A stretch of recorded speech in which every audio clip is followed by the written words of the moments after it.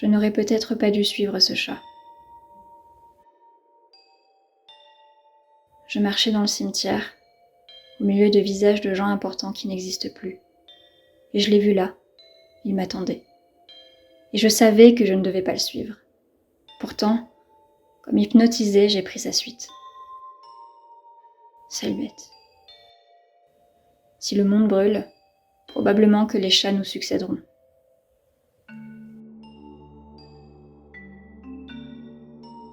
Je trouve ça fascinant, ces hommes et ces femmes qui dressent des monuments en l'honneur de leur faim.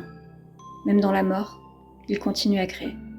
Des stèles, des mémoires, des souvenirs, des mythes.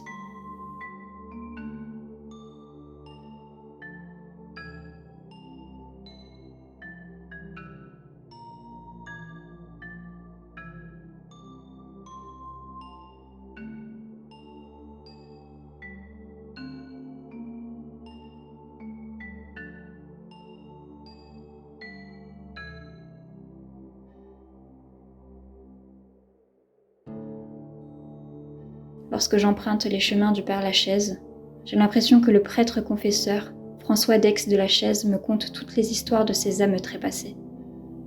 Il me chuchote tous les secrets inavoués de ces carcasses reposant sous terre. Rien n'échappe à la mort.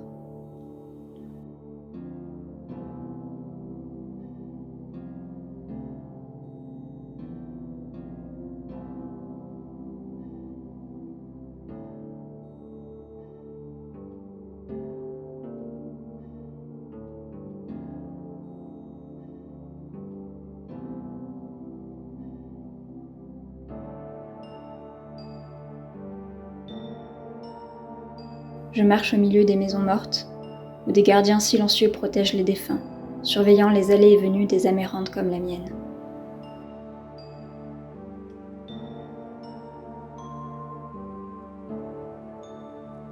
Ce jour-là, il pleuvait sur Paris.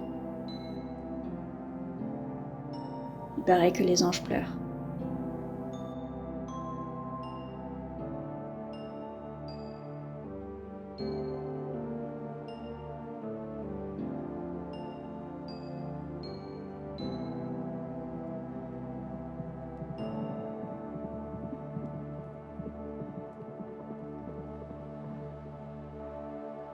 Décidément, je n'aurais peut-être pas dû suivre ce chat.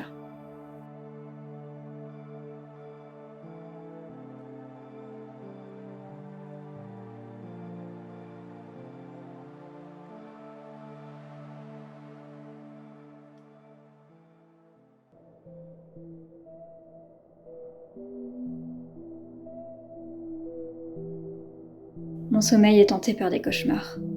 Mes rêves sont peuplés d'étranges créatures, de couleurs absurdes, de formes non euclidiennes, de sons qui font trembler mes tripes.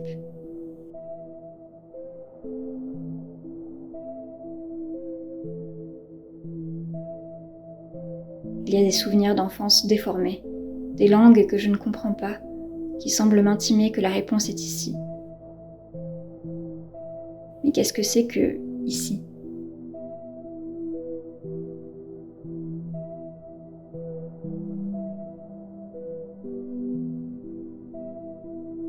Les mondes se mélangent, et je n'arrive plus à faire la différence entre réel et irréel.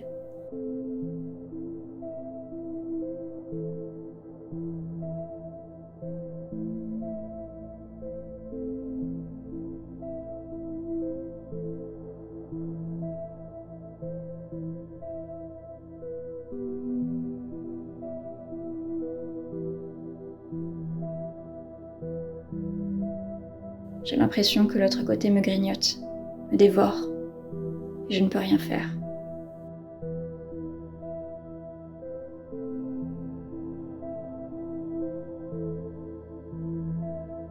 Je me laisse engloutir par la marée monstrueuse.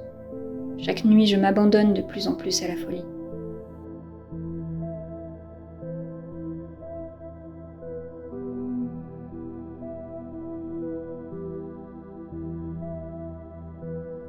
Et il y a toujours ce mot qui s'échappe des eaux de l'inconscient. Les vents oniriques chantent le Kitab al-Azif. J'ai comme l'impression que 1000 voix chuchotent ce mot. créant un immense brouhaha hallucinant.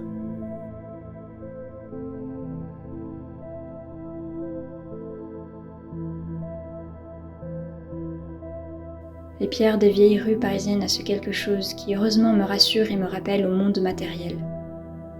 Tout ceci ne sont que des rêves, de simples rêves.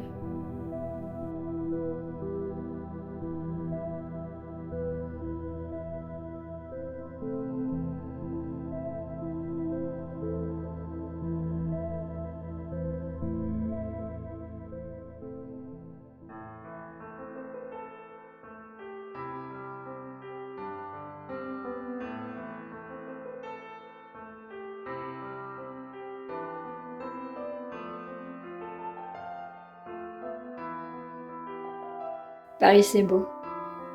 Je suis contente que mes explorations m'aient menée jusqu'ici. Paris, c'est beau, et qu'est-ce que c'est grand! Un véritable labyrinthe.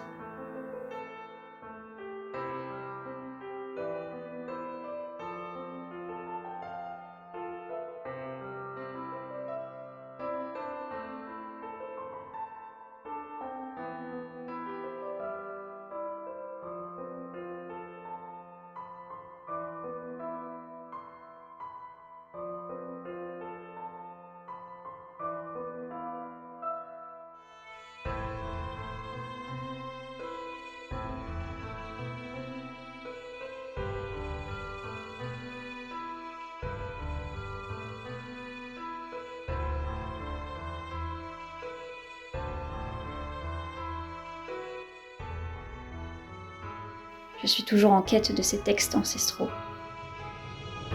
vestiges des agitations mystiques d'aïeux à travers le monde. Mes rêves me rappellent constamment à l'ordre. J'ai l'impression qu'ils pressent mes pas vers un gouffre abyssal, plus sombre que le fond de l'espace connu. Si je suis mon intuition et les élucubrations des chercheurs psychotiques qui m'ont indiqué la voie, je suis au bord du gouffre, prête à sauter, sans savoir si je toucherai le fond encore vivante et en un seul morceau.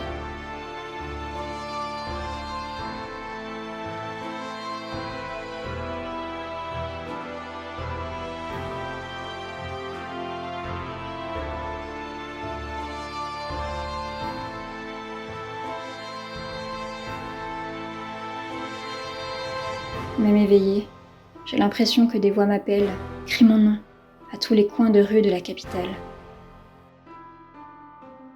J'essaye de les ignorer, de ne pas répondre à cet appel insistant de l'inconnu. Mais plus le temps passe, plus je sens mon genou ployé, prêt à prêter allégeance à l'obscurité. Même en pleine lumière, j'ai l'impression que des créatures me chassent. Elles attendent que je m'égare pour m'ouvrir la gorge. Les monstres n'ont plus peur de la lumière. Je leur ai ouvert la porte. Je ne sais pas quand ni comment, mais j'ai ouvert une porte que je n'aurais pas dû ouvrir. Les grands sages qui ont outrepassé leur nature auront peut-être quelques réponses pour moi.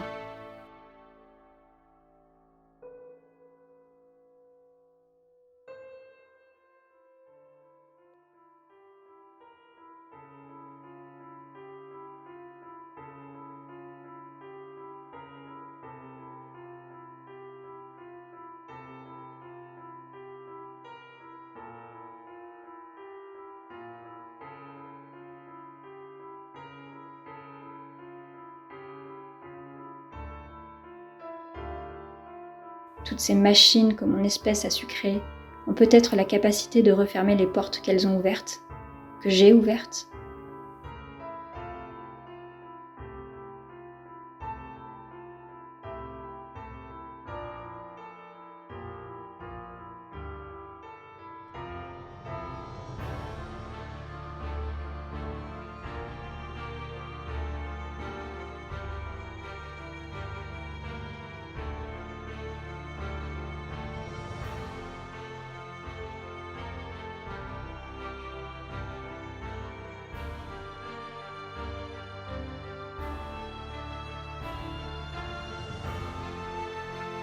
Toute cette création me fait mal à la tête.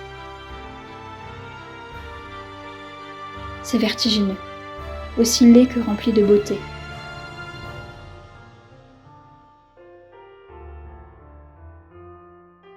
Pourquoi nous nous sentons-nous obligés d'aller toujours plus loin? Qu'est-ce qui nous donne cette impulsion? Est-ce une volonté primitive? Est-ce notre ultime essence?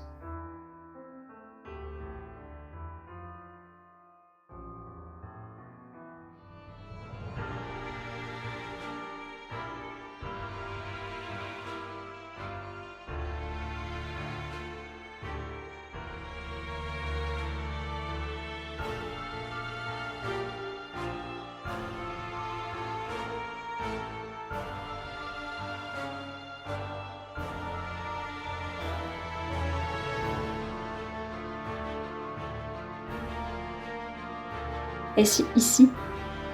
Est-ce la clé?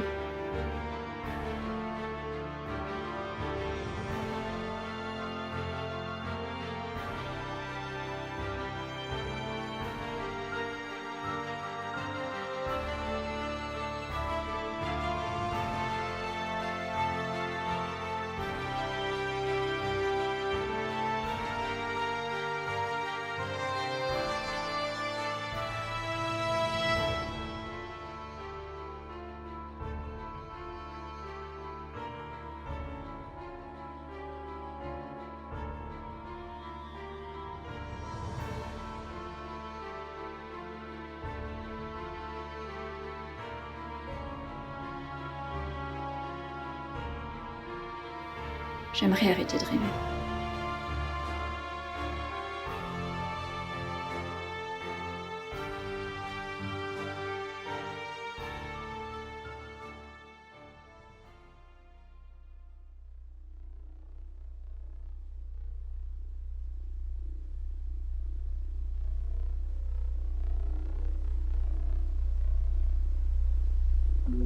Je ne sais plus vraiment pourquoi je suis ici.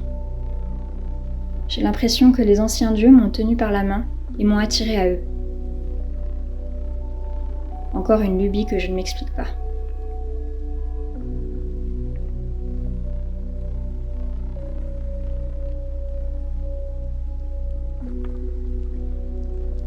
Me voilà dans un autre type de cimetière, un cimetière d'histoire.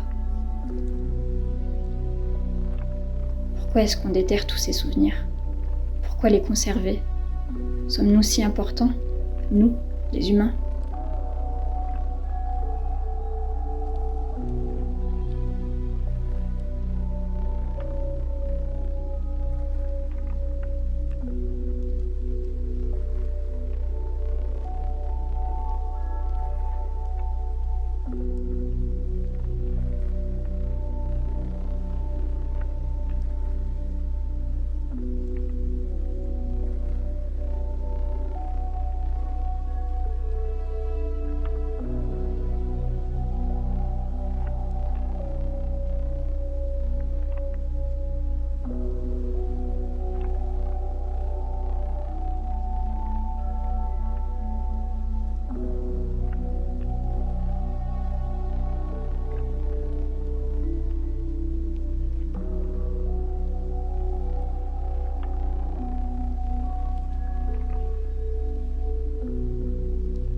Au cours de mes pérégrinations, je suis tombée sur un premier parchemin. Sans que je ne puisse en lire un traître mot, je savais qu'il faisait partie du corpus qui me hante depuis tant de mois.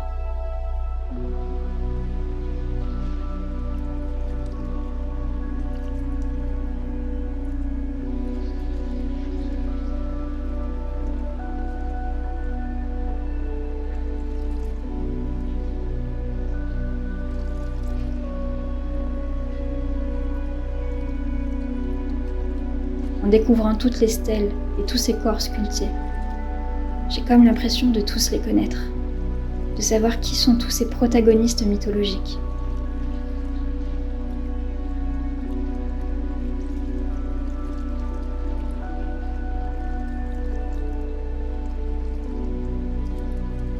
Alors que les pièces du musée se vident, que je me rapproche du statuaire, que je tends l'oreille, j'entends les craquements des pierres former des mots que je comprends sans connaître.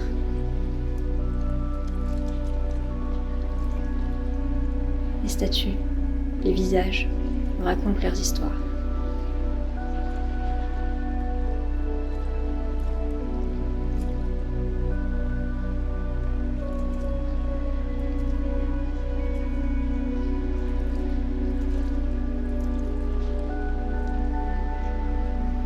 Ils me soufflent toute leur colère, leur peur, leur peine, leur joie.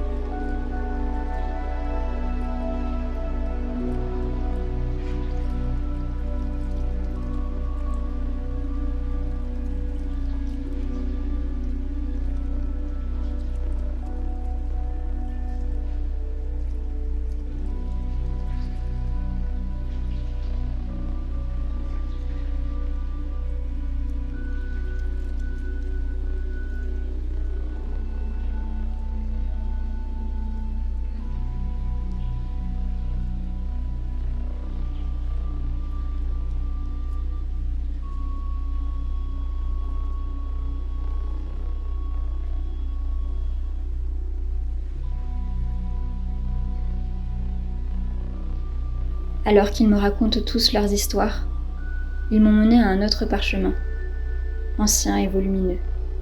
Là aussi, impossible pour moi de le déchiffrer. Mais je sais ce qu'ils racontent. Je le sais déjà. Je l'ai toujours su.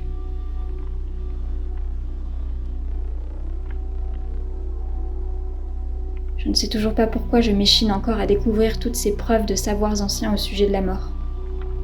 J'ai une compulsion terrible à découvrir toutes ces bribes d'histoire, sans que je ne sache vraiment pourquoi tout me pousse vers ces vieilleries. Parfois, j'ai l'impression de ne plus habiter mon corps, que mon esprit file à travers les étoiles, vers des contrées encore inconnues de l'homme.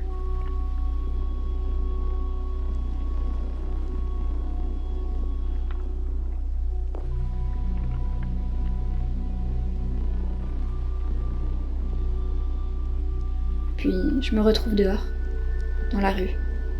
Paris, Paris, Paris, Paris. Je ne sais plus pourquoi je suis venue à la capitale. J'ai juste envie de fuir, partir loin. Paris c'est beau, mais Paris me laisse un goût de terreur sur la langue.